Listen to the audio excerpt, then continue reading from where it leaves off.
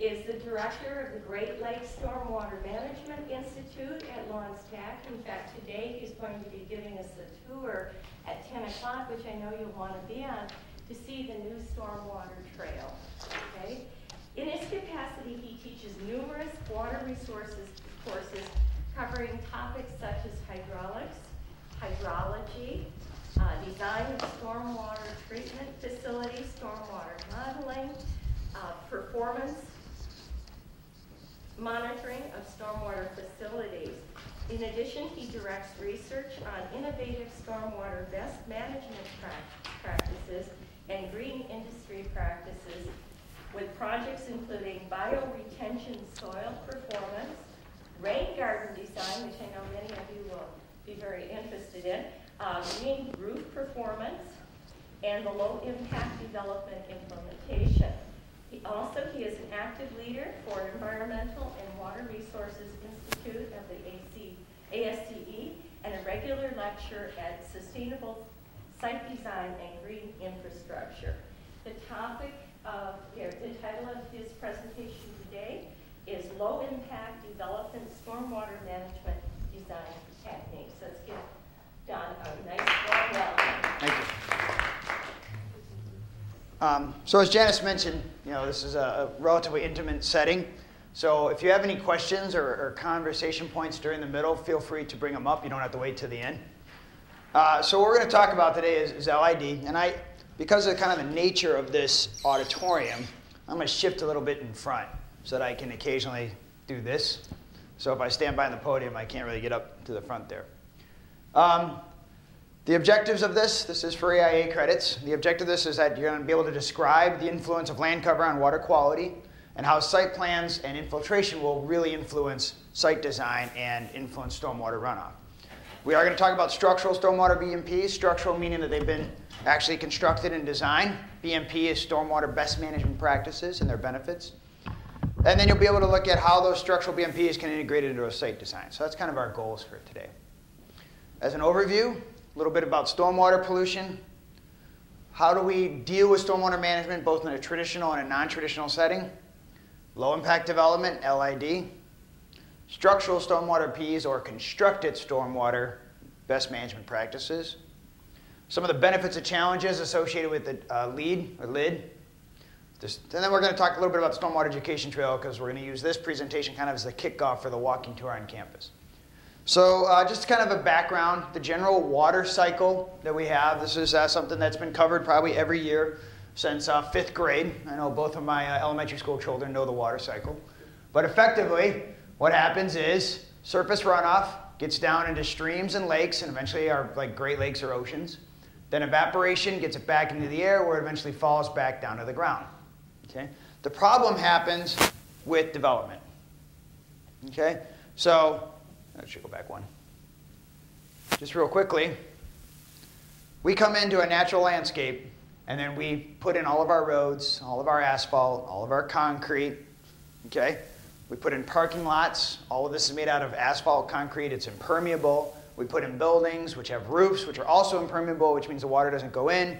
We might add some sidewalks along the way, traditionally also impermeable, driveways, and before you know it, 30, 40, or 50% of that land is now covered with impervious surfaces, which greatly affects the road run, or the runoff of stormwater management and interrupts the water cycle, the natural water cycle.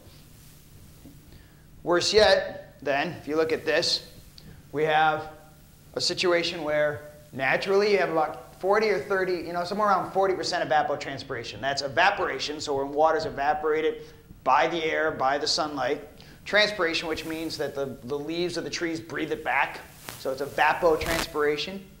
And so normally what you have then is 50% of that water is down in the ground. Okay? That's the natural water cycle.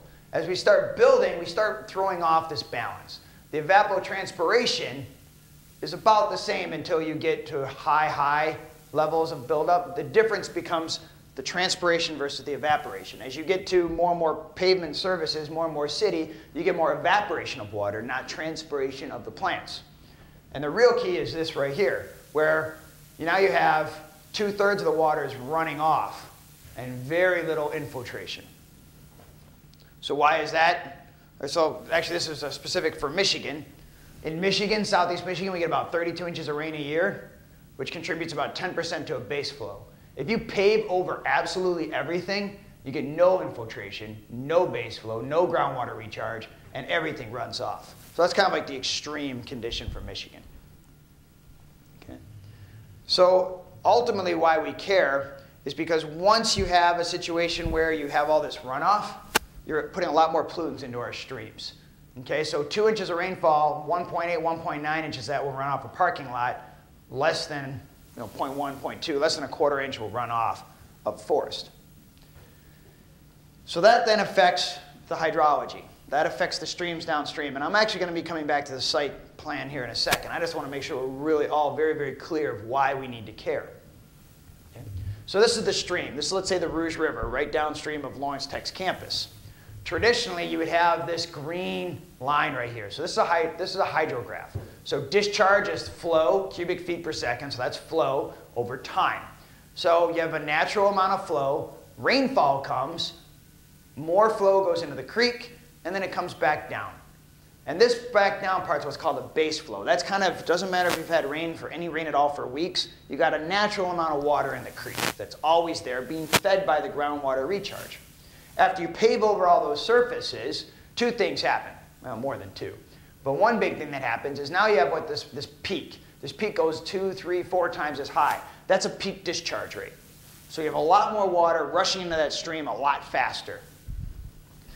Next thing that happens is that you lose that base flow. Because all this water goes off the ground and into the creeks, it doesn't go into the ground to support the flow during low times. So these streams will dry up during times of dry weather, where traditionally they would not have dried up. Okay. So just to kind of help you visualize our creeks, this is looking at impervious cover. If you have less than 5 or 10% of impervious cover, so roads, asphalts, all the things we're talking about, you're going to have a stream that's relatively natural. Once you get about 20 to 30% impervious cover, you're going to have a lot of erosion. Okay? You're going to have big chunks of soil flowing off, sloping off, trees falling in. If you want a good example of this, go straight outside this building, look at the Rouge River going through our campus. Because we have all of these trees just falling into the Rouge River. But Yep. why did it fall down? Or why does the erosion happen if asphalt? Yeah. So what's happening is, let me go back a slide. Okay. So what's happening is this. I'm going to go back a couple slides, actually. Okay. So nature puts 50% of the water into the ground and only about 10% running off. Once you build up like we have what's going on here in Southfield, now you only have 10 to 15% in the ground and 50 to 60% running off. So you have 6 times, sometimes 9 or 10 times more water coming straight off the parking lots and going straight into the creek, which leads us to this picture. Okay? This hydrograph right here, this shows how much water is going into the ground. Or sorry, going off of the parking lot into the creek. So now where the creek is used to receiving, oops, forgot to turn off the internet because I'm going to need it later. So now, if you could just visualize it in your head, you get this rainfall event, and all the water's roughly waist deep, and the water's flowing through the creek. Now we pave the surface. All that water runs right off. Instead of it going into the ground and going through the ground into the creek, it's going straight into the creek. So now, instead of the water being waist deep, the water is deeper than my head. There's more of it, and it's flowing a lot faster. So because it's flowing a lot faster, and there's a lot more of it, it takes away all of that sand, and it moves all of that, all of the side debris here. So I start paving my watershed, and all that water, instead of it seeping from the ground into the creek, so if you look at this picture right here, normally you'd have 5 to 10% of the water coming off of the surface into the creek. The other 50% would go through the ground and slowly seep in. When you get to this point right here now, most of that water is running straight off into the creek and eroding everything away. And then the rest of it doesn't seep in anymore. And eventually, if you get down to like the lower Rouge River, they start lining it with concrete channels. Okay? Does that make a little more sense? Yeah. Okay. So here's the other reason we care. Water that flows off of parking lots and flows off of buildings has nutrients, phosphorus, nitrogen, heavy metals, arsenic, lead, mercury, pesticides, herbicides, because we do all of our fertilizing. We try to kill all those ants, and we try to kill everything that's in our gardens. Pathogens and bacteria from dogs, geese, right? Hydrocarbons, oils, gasoline, grease. If you've ever looked after a rainfall event at a gas station, it's this clean sheen. If you ever go behind a McDonald's parking lot after a rain, all you see is the oil, just the sheen. All of that is also getting into our streams, and it's not supposed to be there. Okay. This is a similar picture. The last picture was supposed to represent the flow in a creek. This is the flow like from an individual site. So the same concept. If I have water here coming off of my site, that's flow, water versus time. After I develop that site, I get a lot more water and a lot higher peak. The reason this is important is because low impact development, what we're trying to accomplish is to make this hydrograph, the after development hydrograph, look like this hydrograph, the pre-development hydrograph. The gold star, the gold standard of water management, stormwater management, is if the stream next to your site has no idea you even built a building. If you think of a stream as a living thing, it shouldn't even know that there's a parking lot, that there's a driveway. It shouldn't even see it. That's our gold standard. So how do we traditionally handle stormwater runoff? Okay? This is our traditional method, right? Here's your house. We have sloping roofs. We have gutters. All this water comes off our gutters, goes right down to our driveway, right into our street, right into the curb, into the gutter, out a pipe, and then boom, out into our streams. No storage. Everything's coming off really fast. Okay? Now, several of us in the room are civil engineers. So what we do to handle this then is we build a lot of pipes. And we connect those pipes with concrete catch basins. So the water flows off of these roads into these concrete catch basins and fills up these pipes. Okay?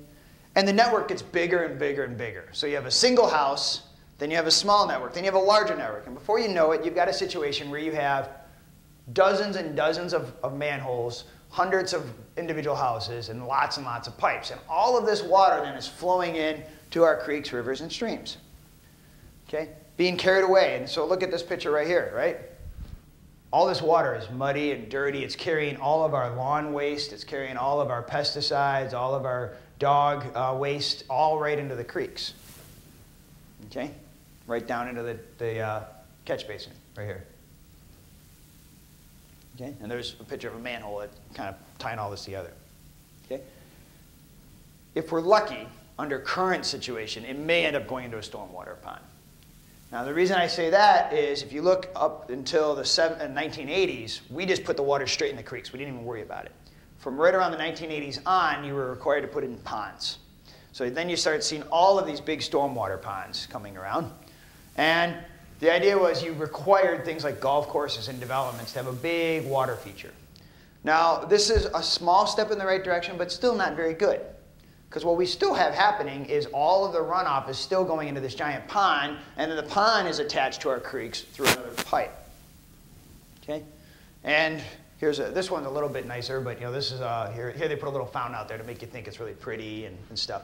But if you've seen these ponds sometimes, they're full of garbage and debris and algae because it's still taking all those pollutants and it's concentrating in one spot. Okay. So, on to LID. So LID is the practice of minimizing environmental impact and creating a stormwater plan that mimics pre-development hydrology. So that's what I mean by the gold star. We're going to try to do things with water management such that they no longer know that there's been development, the streets. You might hear it called conservation site design, sustainable site design, green infrastructure. When we're dealing with stormwater, there's two types of best management practices, non-structural and structural. Non-structural means you're not building anything. It's about urban planning. It's about site plan development. Structural means we're actually going to physically design and construct something. The whole purpose then is to reduce runoff, increase infiltration, increase evapotranspiration, and possibly reuse or recapture stormwater. So we're going to try to make the natural hydrology come back. Okay. So here's our runoff hydrograph again. If one was our pre-development hydrograph, this guy right here, this dark line, we try to make it look like this dashed line the best we can after we've finished our site plan and after we've done all of our construction. That's kind of our goal. So there's a little bit of scientific information here.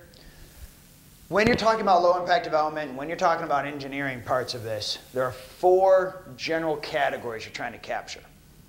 One is called groundwater recharge. That is, how can I use methods for getting that water back into the ground across my whole site? That's where ponds fail. Because ponds still take all that water, put it into pipes, then put it in one central location. We want to have infiltration across our whole site. Water quality protection. Well, there's been a lot of studies done that basically say if you catch the first part of a storm, that's the part that's washing all those pollutants off the ground, and you treat that, you're going to make a world of difference for our creeks, our streams, and our receiving waters. Remember, the goal here is that we can be able to fish, swim, interact with our creeks and rivers, that they're not so pollutant we can't. That's called the first flush volume. Sometimes you'll see a whole bunch of different ways it's categorized. Some people say it's an inch of rainfall, half inch of runoff, 90% exceedance. I'm not going to go all the technical details, but there's a lot of ways that this is defined. A channel protection volume goes back to your question about why do the channels erode? Okay. Channels are formed by what we call the 1.5-year 24-hour event. What that means is once every year and a half, that channel will completely fill up with water. And that's what sculpts that channel. That's what forms that channel. If we cause that channel to fill all the way up with water more frequently because of development, that's when you're going to get all that erosion.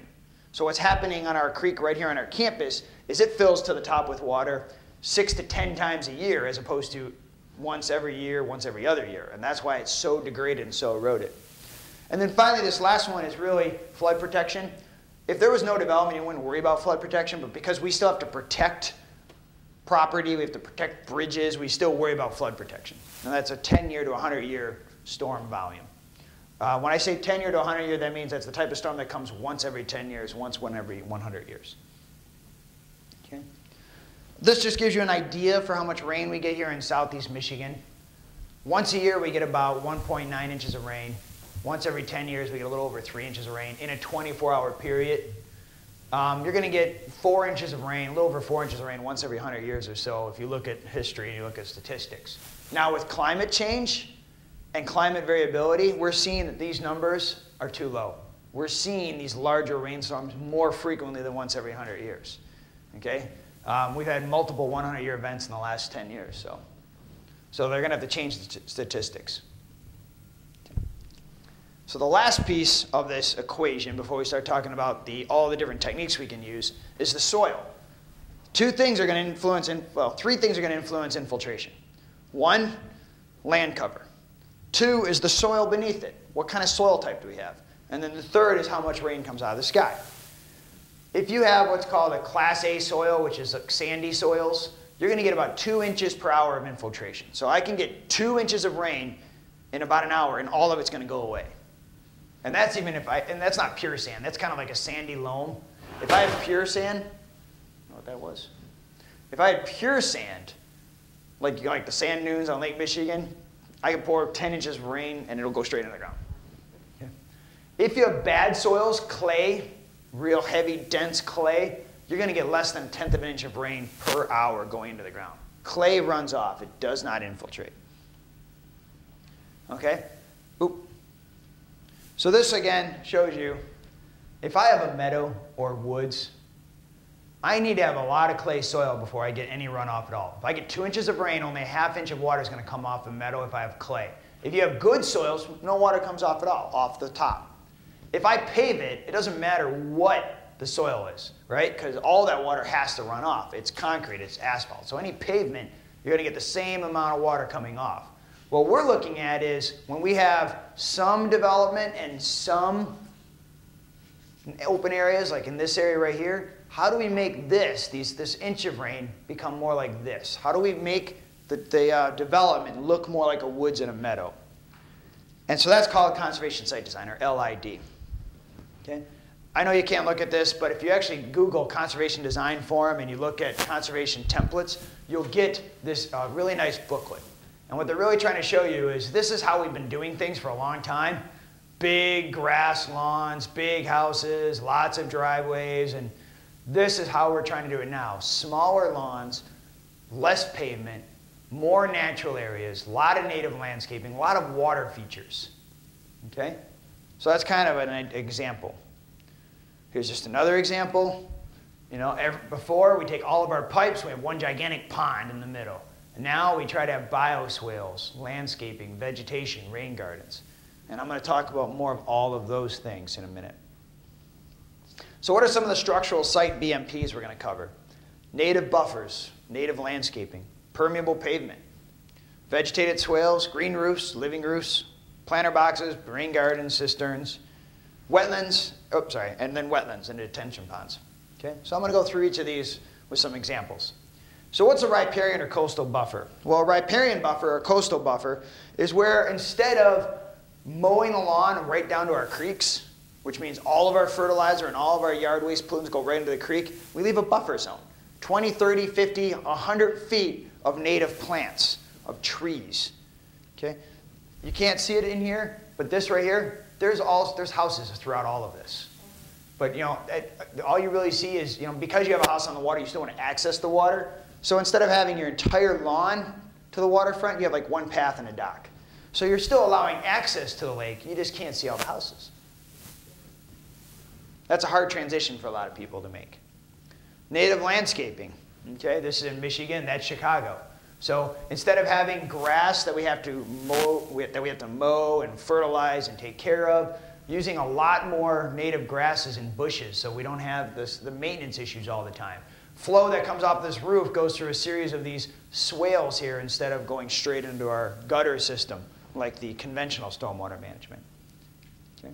So you can see here, it's a little hard to see, but basically this area right here, it's all native plants and landscaping. No lawn at all. Okay. Permeable pavement. So that was using native flowers instead of turf grass. Another way we can look at this is permeable pavements. And permeable pavements can be concrete. They can be permeable concrete, permeable asphalt, flexi-pave, which is an example, and paver blocks, so concrete paver blocks. All of these things then get that water to go into the ground.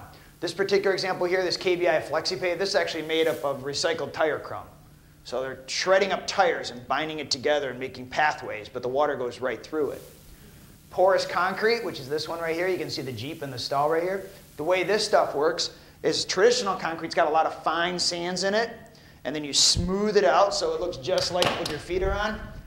Porous concrete, we leave all the fines out. We don't put any sand in it. We just put in the cement and the rock, and then we only lightly smooth it. We don't heavily smooth it. So that means it's really open and the water will go straight through it.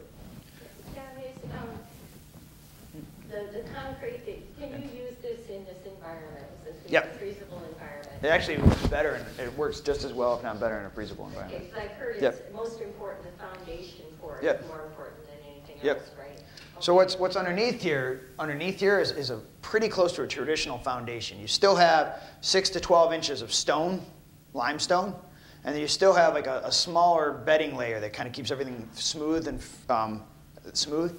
So that is a common question. Well, can you use this in cold weather environments? Actually, it works great in cold weather environments. The problem is that when you have water that gets in concrete, traditional concrete's not supposed to have any water in it. There's no void space, no holes for water. So when that water gets into traditional concrete and it freezes, it cracks because it's expanding. This porous is full of voids, so when the water gets in there and freezes, it's got room to expand. And then when the solar radiation heats that concrete up, even in the middle of winter, solar radiation will heat that concrete up. The water then unfreezes and goes into the ground. So it actually works really, really well. The only key is maintenance. Because if you look around Michigan, you watch people plow roads or plow parking lots, they put that metal blade right on the asphalt, and when you drive behind one of those trucks and where you just see sparks flying, that would tear this up like nobody's business. So you gotta either have a rubber blade or don't put the blade all the way down. You gotta have about a ½ inch so it doesn't tear up the surface. But one thing that's important about this is great for like parking stalls and sides. It's not meant for high-speed roads. So you can see here, this is traditional asphalt. So where cars drive and where you would plow is traditional. Then the water, when it melts, flows off and goes into the ground through the porous part. And then this is a concrete paving studio, concrete stones. Well, that's part of the tour later. That'll talk about how you can use paver blocks or paver stones to get the water into the ground. So you said it's not good for the driving?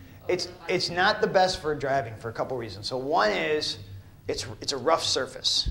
So if you're going like 40, 50 miles an hour, you're going to feel that rough surface. It's much, much better for slow speeds. The second reason it's not very good for driving lanes is what I said. You're going to have a hard time getting plow companies or plowers to not tear this up like crazy. So it's really meant for low volume roads or sidewalks or parking stalls or shoulders of roads. That's perfect application. You typically wouldn't use this for any high speed, high volume road. Okay. Permeable asphalt. This is the Ford Rouge plant. They did a whole parking lot there where they park all their Ford Mustangs and all their cars, all on permeable, so that the water just goes straight into the ground off the hose here. Here's a standard asphalt versus porous asphalt. So you can see here you get the sheen, you get the puddling. Here it goes right into the ground. Permeable pavers, so concrete pavers. What happens here is you get void space, bedding stone, void space in the middle, and that's where the water gets to go into. So this kind of shows you a bit of a cutaway. So when you have a limestone base, so that heavy-duty limestone base that the water sits in and then infiltrates into the ground. You have a bedding layer, that's kind of your traditional sand layer that makes everything nice and even and smooth. And then you put your stone, you put your pavers, your concrete pavers on top of that. And then finally you put in the chip stone, which kind of fills up all the voids so that nobody with high heel shoes or something gets their ankle broken. And that's what it looks like when it's all done. Anyone ever heard of ADA, Americans with Disability Acts?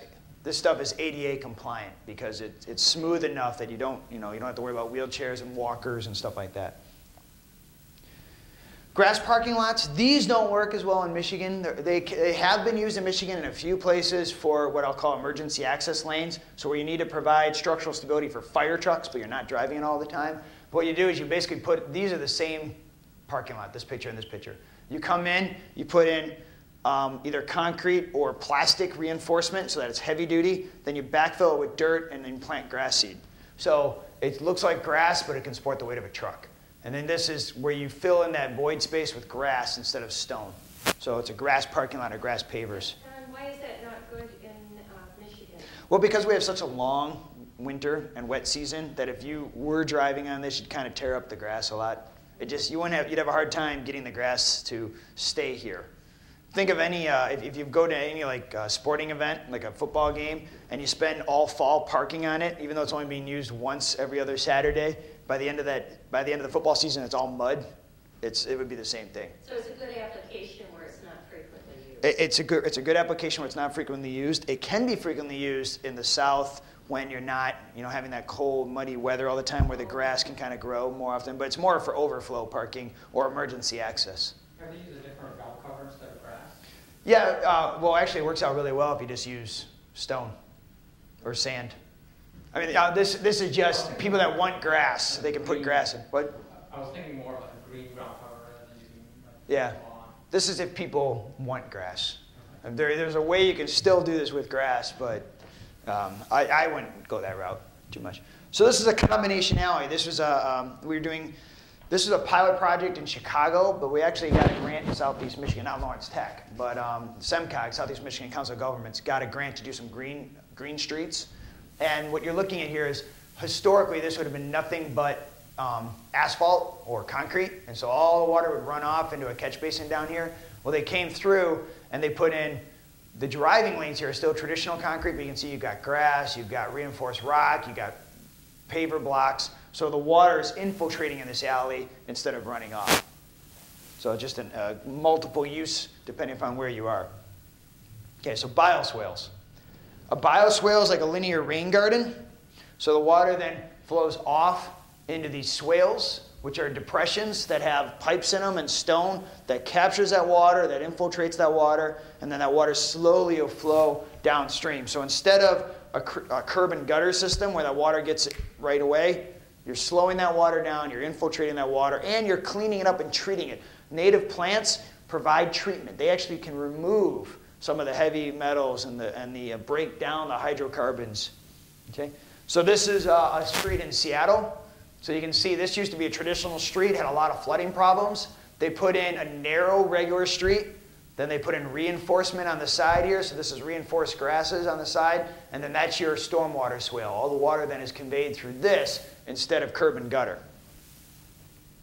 This is in Wyoming, Michigan, so the west side of the state. So here you've got a bioswale, you have a traditional parking lot. Water flows in, ponds up in here, slowly gets carried through this swale. It's treated, it's cleaned up, and then eventually it gets released into the creek downstream. So eventually that water goes into that pipe? Eventually that water goes into that pipe, but a lot less of it. If I had the pipe attached to this gutter, then 90% of that water would get into that pipe. And this one, the pipe only exists way down here, and that's for the excess water. So, you know, maybe instead of 90% getting to the pipe down here, maybe only 20% does. Because this captures all that water. But you still need, for like a parking lot application, you still have to have that pipe at the downstream end in case there's a lot of rain. I mean, if you get 4 inches of rain, that water still has to go somewhere. So that's why, that's the excess water. So this is also in Seattle. I'm going to point out, this picture was taken in 2000. So here's our road. This will eventually become asphalt. But look at this gigantic swale. They put in, so each one of these is a concrete weir that acts like a dam. The water ponds up behind there, infiltrates in the ground, and then it's slowly released over this weir structure. Okay? I was last there in 2009. This right here is that. So you can't even tell it's there anymore. It's all grown up with mature bushes and trees. So all that water is feeding all those trees instead of running into the, and this was actually to protect a salmon stream out west. The only problem, yeah, and actually when I was trying to get pictures, and I almost fell into one of these these holes, couldn't even tell it was there. So, all right, green roofs. Green roofs, there's 2 types of green roofs. There's extensive and intensive. An extensive green roof tends to be very large, and it's mostly for stormwater management. An intensive green roof has intensive maintenance requirements, and it's meant for public use. Okay, so vegetated roofs, living roofs, green roofs, you can see here. This one right here is on top of a hospital in Seattle, and this would have a lot of, this is an intensive roof. They made it so there's a lot of stormwater management in this little grass area, and then all these trees. All of this right here captures water before it runs off. But they wanted this so that patients in the hospital could come out and interact with the greenery and get pushed around, because it's a downtown city environment. I took this picture from the top of the Space Needle in Seattle. I turn around, I take another picture just the other direction, and I get an extensive roof. This is a parking structure. And so all of this right here, traditionally 90% of that water would have run off. Now only about 20% does, because the rest of it stays on that roof. They basically planted native Pacific Northwest grasses across this whole roof. So with the green roofs, I always have the question that it won't start leaking on the top floor? No. Nope, they spend a lot of time. We have a cutaway cross-section of the Lawrence Sex green roof down in the expo hall. They put a root barrier in. They put in like 4 or 5 layers to make sure it doesn't leak. And so we have, you know, there's been green roofs that have been around 30 or 40 years with no leakage. Now, there are systems in place for leak detection, so that some people that are really, really nervous about that will actually put like a leak detection layer in, so that if water comes in contact, they're alerted really early on before there's a lot of damage, and then they can go in and fix it, you know, pull it back and put in a new barrier, a new membrane. So you can do that with the leak? You can do that. The goal is to install it correctly and that there will never be any leakage, but if you do have leakage, you can repair it. Okay. So these are a couple famous green roofs. This is the world's largest green roof. It's 10 acres or something of that nature. Although I just saw a presentation. They're building one in Virginia that's going to be bigger than this. But this is the Ford Motor Company Bruges plant. And then this is the Chicago City Hall. That green roof was put in around 2000, and it was Mayor Daley's attempt at saying, hey, we want to go green. So he took half the building and he put a green roof on it. Some local green roofs, that's the Lawrence Tech green roof right here. So you can see that's our green roof. It's got our nice sedums on there. which is an alpine plant. And then this is a hospital in Wyoming, Michigan. They did a whole bunch of different color palettes here so that patients in the hospital, instead of looking at a black, ugly roof, gets flowering. All they see are different colors of flowers. So you can install the green roof on existing or old building too? You can, but you need to have a structural engineer check to make sure it can handle that load. So in the Chicago example right here, that was a retrofit on an existing building, but they figured out that they could add that additional weight of soil, 10 to 15 pounds per square foot of soil and water, and it was structurally capable of handling that. We've done some studies here on our engineering building here at Lawrence Tech, and it was not capable to handle the increased load of a green roof, so we weren't able to retrofit. So there's a couple of local aesthetic roofs. A planter box.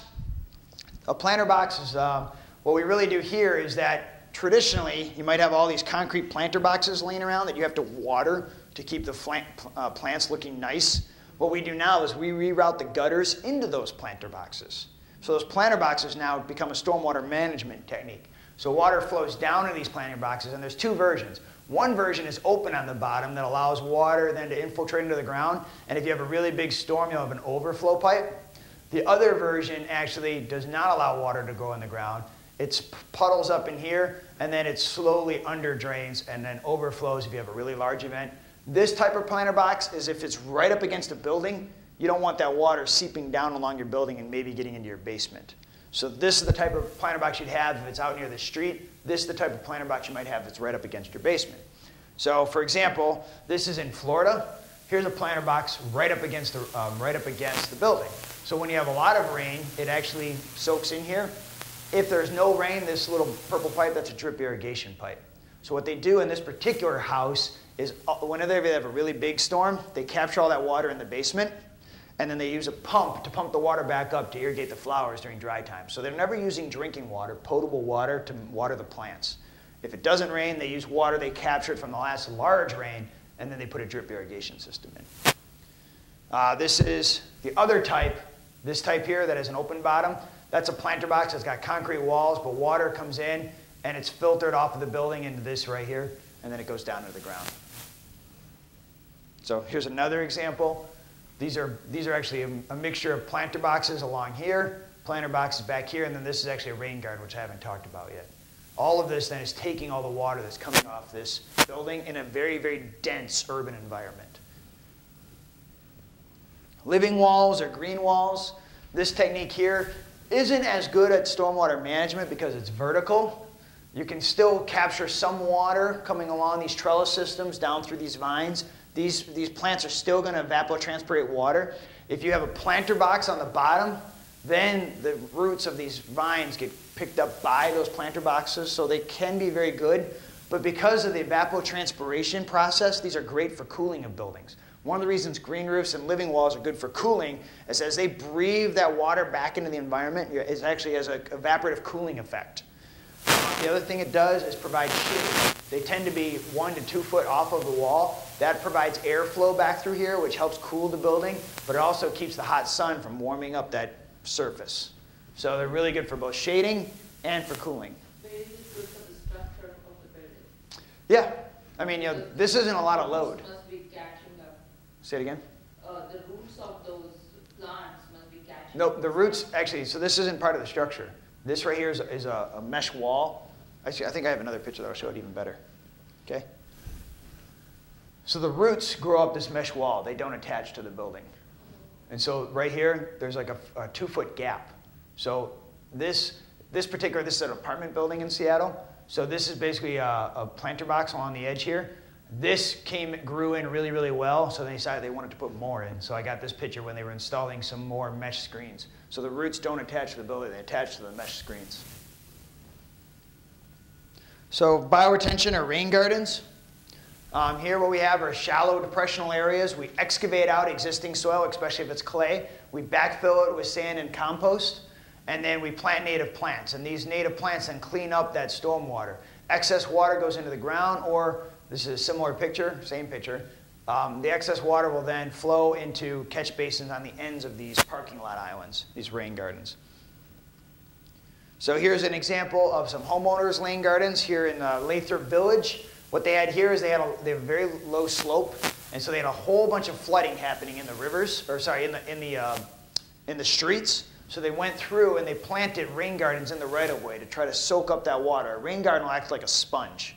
And so it'll soak up that excess water, clean it of all the pollutants and nutrients, and slowly infiltrate into the ground. So they use right-of-way rain gardens to get the water off the street, and then they put rain gardens on the end of downspouts at the edge of the houses to capture the water from the houses. So one rain garden captures water coming out the house, the other rain garden captures water coming off the driveway and the street. And in combination, then you have a lot less water coming off. Rain gardens tend to be designed for about 1 to 2 inches of rain. So if you get 1 to 2 inches of rain, a rain garden will handle it no problem. If you get 3 or 4 inches of rain, then the excess still has to go somewhere. And that's where you then bring into account the additional pipes. Cisterns and rain barrels. Now we're talking about water reuse. Okay? So everything I'd shown before were ways of doing one of two things. Either one, infiltrating water into the ground, promoting groundwater, cleaning and cleansing that water, or two, ways of improving evapotranspiration. So those two things both help get back to the natural hydrologic cycle. Water harvesting is great, but it doesn't get you back to the natural hydrologic cycle. Okay? This is taking excess water off of roofs, capturing in a rain barrel, and then using it for watering. Now, if you're using it for watering, then that's also getting back into the natural landscape. If you're using it inside a building, let's say flush toilets, then that water becomes sanitary water. Now, it's still a good thing to do because when you capture this water and reuse it to like flush toilets or things of that nature, that's called gray water. It's gray water reuse. And gray water can be used for anything that's not drinking. So you can actually, if you actually slightly cleanse gray water with like a simple treatment system, you can actually wash your clothes in it. You're basically taking rainwater, which is nice soft water. As long as you kind of filter out some of the excess bad stuff that's coming off your roof, you can wash your clothes with it. You can use it for cleaning. You can use it to water plants, anything except drinking. If you're going to drink gray water, you're going to have a really expensive like reverse osmosis cleaning system in there. Add some chlorine. Are there some zoning ordinances related to that? Yeah, there's a lot of plumbing ordinances that won't allow you to do it, but you know, it depends on what you can use that water for. I mean, that's Lawrence Tech's 12,000-gallon cistern. So we capture all the water coming off our green roof and feed it back inside to flush toilets. And don't you, if you're using it for irrigation, it can't be sprayed up, right? It has to be. Locally, there aren't any real organisms about that. Really? Because we don't use a lot of gray water reuse. That's true in Florida. Okay. But around here, because potable drinking water is so cheap, there aren't a lot of ordinances associated with it. So that's very, very true in places that are using a lot of reclaimed water. You're not allowed to spray it. So, but most municipalities around here haven't caught up with the concept of reusing water, so they haven't written ordinances for it. So this right here I think was great because this is off of, this is a convention center in Tampa. And so that means you're going to capture a lot of water off of, like, think about the Pontiac Silverdome or a really large building. You're going to capture a ton of water. So they put all that water into an art project. So all of these are big, giant columns. That's public art, and they're all filled with water. And then they use that water to drip irrigate this, the landscaping around there. Wetlands or swales. This is a way of greening up existing ponds or creating ponds that are greener. And what we focus on here is what's called microtopography. So that's, instead of a giant hole in the ground that you just planted a bunch of grass, you come through and you use native plants and you give a lot more terrain. So this is a sketch across it. So you have some deep areas, you have some islands, you have some aquatic benches. You're providing the terrain that the native insects and plants and amphibians want to use. This is called a pond wetland system, where you have kind of a traditional pond for all those big flows, but you clean that water up through a wetlands before you release it to the creek. And there's a good local example of that. It's up in Rochester on the Clinton River. So we have a giant local, this is our traditional stormwater pond right here, right after construction. But then what they did was, instead of releasing that stormwater pond right into the Clinton River, they have an overflow system right here. That's our overflow pipe. Then they released it into a wetlands. That wetlands cleans that water up. And then it slowly releases it through this system into the Clinton River. So if you think about a three-step process, 25, 30 years ago, we would have had a giant pipe going right into the Clinton River. Then 10, 15 years ago, we would have had a giant pond that stores that water for a little while but still releases it to Clinton River. Now we got to the point that we have a smaller pond that holds that water temporarily, then releases it into a wetlands, which cleans it up before releasing it to the Clinton River. So by the time it gets to the Clinton River, it's cleaner so that we don't have to worry as much about canoeing and swimming and fishing. All right, so in our last few minutes here, why do we want to worry about low-impact development? Why are we trying to do these innovative stormwater things? Well, first of all, it reduces flooding and protects property. We're getting that water into the ground. We're keeping it on site, which means we're going to have less flooding downstream. There's a new wave of stormwater rules that we haven't even talked about coming, and low-impact development will help us meet those stormwater rules. It helps protect the environment. We're reducing our carbon footprint, and we're promoting ecology in plants. We're cleaning our air up. Instead of putting carbon into the air, we're actually sequestering carbon because we're using plants. Protects human health. The water quality is a lot better, so we don't have to worry as much about swimming, fishing, eating, canoeing. And then it actually protects groundwater drinking supplies because we're filtering that water and we're removing those pollutants. Mother Nature is actually really, really good at handling trace amounts of pollutants. They can be very aesthetic and pleasing. They increase public safety. If you green up a development, people drive a lot slower. If nothing but a straight big concrete street, they're going to drive a lot faster. So they've been shown to traffic calming. They've increased public safety. It's actually really good. It's been shown to be good for the economy. I'm going to do a slide on that just in a second. Okay, so why is there what are the challenges? Well, public acceptance is a big one. People don't understand what this is. You plant a bunch of native plants and people say, why are there weeds instead of grass? Okay, you use a rain garden and they say, well, why is there flooding? Isn't that garden going to create mosquitoes? Well, no. Rain gardens dry up in about 48 hours. Mosquitoes need 96 hours or more to lay larvae. So rain gardens don't promote mosquitoes. It's a misconception. A lot more mosquitoes are going to come out of bird baths than rain gardens. Engineers and land development firms need design tools. This technique was an overview. I didn't get in any of the design guidelines, okay? Because that would take 15 weeks of going through and talking about how you design each one of these. But a lot of engineering companies and architecture companies don't understand how to design green roofs, don't understand how to design porous pavement. You need to have a lot of different maintenance requirements. If I have a concrete pipe, I don't have to maintain it at all. If I have a bioswale and a rain garden and a planter box, I got to maintain it. So there's maintenance requirements associated with it. And then a lot of ordinances need to be rewritten to allow LID. A lot of ordinances do not allow you to do things like rainwater capture, like putting in rain gardens. They don't allow it. So we actually have to go municipal to municipality and get them to rewrite their ordinances to allow us to use these things. One of the things we hear a lot is about cost. Now, this is a capital cost example. The US EPA put out a report out in 2007 that looked at capital costs of 20 different projects around the United States. And they found that there's a 15% to 80% reduction in cost if you use low-impact development. The problem is people tend to look at one piece of LID as opposed to the whole development. So a green roof by itself is more expensive than a traditional roof. But a green roof allows you to not have as many pipes and ponds and allows you to use your landscape differently. A green roof also saves you in energy and can get you tax credits. And when you put all that together, it's actually going to be cheaper. So you have to look at the entire picture. And then what they found is that the capital costs can be anywhere from 10 to almost 80% reduction in capital costs associated with stormwater. I got one. I'll just go show one example right here.